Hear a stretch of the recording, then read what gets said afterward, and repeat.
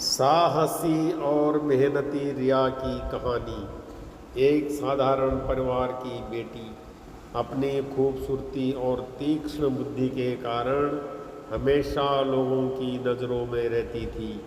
College में कुछ लड़के तो उसके पीछे दीवाने थे, तो कुछ लड़कियां उससे जलती थी। रिया की सौतेली माँ मीना भी उससे नफरत करती थी। मीना चाहती थी कि रिया कभी आगे न बढ़ सके। हर रोज़ रिया नई चुनौतियों का सामना करती थी। कुछ लड़के उसे गलत तरीके से छूने की कोशिश करते, तो कुछ लड़कियां उसके बारे में अफवाहें फैलाती। मीना भी हर मौके पर उसे ताने मारती और नीचा दिखाने की कोशिश करती, लेकिन रिया ने कभी हार नहीं मानी। उसने अपनी पढ़ाई पर ध्यान केंद्रित रखा और हर मुश्किल का डटकर सामना किया। वो जानती थी कि उसकी सफलता ही उन लोगों को जवाब देगी। रिया बचपन से ही IAS बनना चाहती थी, पर लोग उसके सपनों की बात सुनकर उसका मजाक उड़ाते थे। ग्रेजुएशन करने के बाद रिया ने IAS करने के अलावा कुछ सोचा ही नहीं और वो उसकी तैयारियों में लग गई। रिया ने IAS की तैयारी में बहुत मेहनत की। उसने दिन रात पढ़ाई की और हर संभव कोशिश की, लेकिन पहली बार में उसे सफलता नहीं मिली। रिया को थोड़ी निराशा हुई, लेकिन उसने हार नहीं मानी। उसने अपनी गलतियों से सीखा और फिर से तैयारी शुरू कर दी। दूसरी बार रिया ने और भी कड़ी मेहनत की। उसने अपनी कमजोरियों पर काम किया और अपनी तैयारी में और भी सुधार किए। इस बार रिया पूरी तरह से तैयार थी। 1 साल बाद रिया ने फिर से IAS की परीक्षा दी। परीक्षा खत्म होने के बाद रिया को थोड़ी घबराहट हुई, लेकिन उसने हिम्मत नहीं हारी और परिणाम का इंतज़ार करने लगी। कुछ महीनों बाद परिणाम आ गए। इस बार भी रिया सफल नहीं हुई। इस बार इंटरव्यू के बाद भी सफलता नहीं मिली। रिया टूट चुकी थी। सौतेली माँ बहुत खुश थी। अपने हर परिचित से कह रही थी, IAS बनना इतना आसान होता तो कहना ही क्या था। ये पढ़ाई करती नहीं, रात में जाग जाग कर आशिकों से प्रेम की पींगे लड़ाती थी। रिया का रो रो कर बुरा हाल था। वो असफलता से उतनी आहत नहीं थी जितना इन सब तानों से आहत थी। एक दिन रिया अपने कमरे में बैठकर भविष्य के बारे में सोच रही थी। उसी समय उसके पापा आए। पापा ने सर पर हाथ रखकर कहा, मुझे सब पता है, तुम गलत नहीं हो बेटा, बस हार मत मानो। तुम वो मत करो जो सब चाह रहे हैं, तुम वो करो जो तुम चाह रही हो। हार कर बैठ जाना असफलता है, लड़ते रहना असफलता की निशानी नहीं है। इसलिए लड़ते रहो, फिर से प्रयास करो। रिया अपने पापा को पकड़कर फपक फपक कर रो पड़ी। रिया को पापा ने कहा, बेटा मुझे माफ़ करना, मैंने दूसरी शादी की और तुम्हें इतना कष्ट हुआ। बाप बेटी गले मिलकर रो रहे थे। उन्होंने कहा, बेटा वचन दे, तुम हार नहीं मानोगी। रिया ने पापा के हाथ पर हाथ रखकर मुस्कुराते हुए कहा, आई प्रॉमिस। रिया को जीवन की एक संजीवनी मिल चुकी थी। रिया अब दुगने उत्साह से एग्ज़ाम की तैयारी में लग गई। इस बार प्रीलिम्स के पहले रिया ज़्यादा रिलैक्स्ड थी। परीक्षा कक्ष में खुद को ज़्यादा सजग और सहज महसूस कर रही थी। परीक्षा देने के बाद लग चुका था प्रीलिम्स हो जाएगा, अब बारी मेंस की थी। रिया इस बार ज़्यादा से ज़्यादा आंसर राइटिंग की प्रैक्टिस करना चाह रही थी। काफ़ी आंसर राइटिंग की प्रैक्टिस के बाद अब रिया ज़्यादा कॉन्फिडेंट थी। प्रीलिम्स का रिजल्ट आ गया। रिजल्ट मनोनुकूल हुआ। अब मेंस की बारी थी। रिया इस बार कोई चूक नहीं चाह रही थी। फाइनली वो दिन आ गया और अब मेंस शुरू हो गए। आज रिया का पेपर ख़त्म हुआ। रिया का मेंस ख़त्म हो चुका था।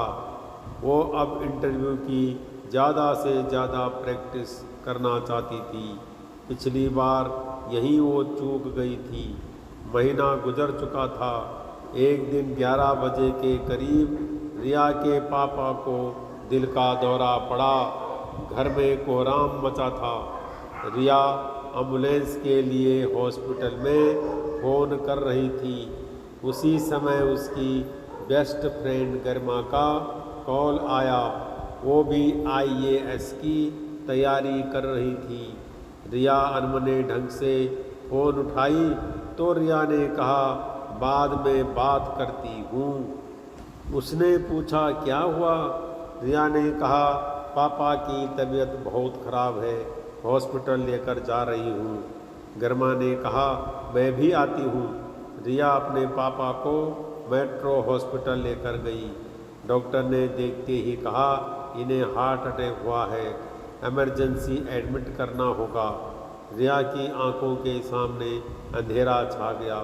इतना पैसा कहाँ से आएगा? रिया के फ़ोन की घंटी फिर बजी।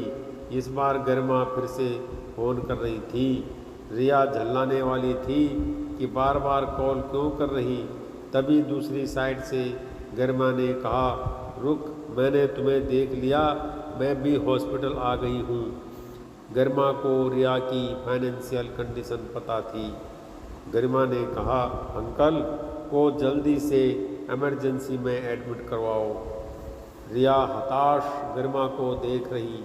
गरिमा ने कहा, अरे तुम्हारा पैसा मेरे पास था, मैं ले आई। ये लो अपनी पहली किस्त के 2 लाख रुपये। इससे पहले कि रिया कुछ कहती, गरिमा ने पेमेंट काउंटर पर जाकर 1 लाख जमा करा दिए। अब रिया के पापा इमरजेंसी में एडमिट हो चुके थे। गरिमा ने रिया से कहा, जो हमें करना था हम लोगों ने किया। अब भगवान से प्रार्थना करो और डॉक्टर पर भरोसा करो, सब अच्छा होगा। रिया कुछ पूछना चाह रही थी।